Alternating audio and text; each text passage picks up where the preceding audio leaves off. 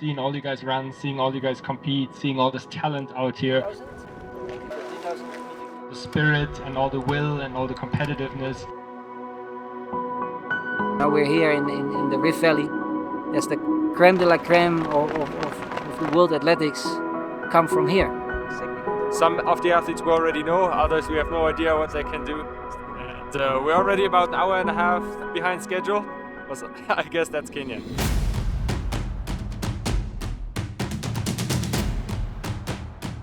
Alright guys, it's very windy today, so you gotta make sure that you take that into the consideration for times.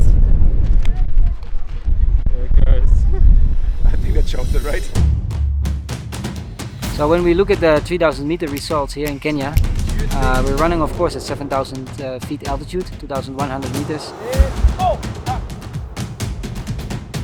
From my experience, Kenyans who run a certain time here, for example a girl who runs like 9:40 here, at altitude in the heat, today was super windy, they instantly run like 20 seconds faster at sea level, and they can, another way of looking at it is they can generally translate their 3K speed on a 5K at sea level.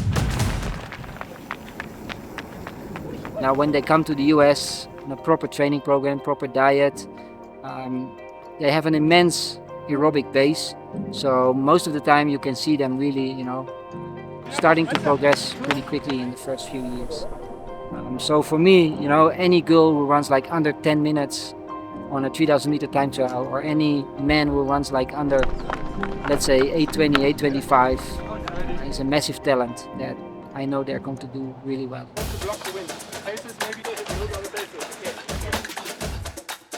We have some high caliber runners, so let's see what the wind does to them. Yeah, anyone who runs 8:10, 8:15 in this type of weather is obviously a very, very serious guy. We have a good pacer who's trying to take it out. He says he's experienced, so let's hope he really is. The best talents that work with Scholarbook and that we have seen, and yeah, we are super excited because we've had so many guys running under 8:30. Any of these guys running here could be an NCAA D1 top level runner.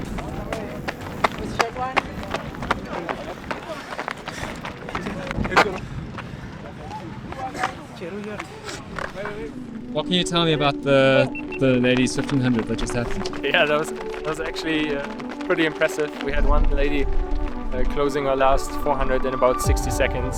And again, it's very windy today. To finish in that style is really, really impressive. The conditions are so challenging that we say we want to give you guys the best opportunity to run as fast as you can.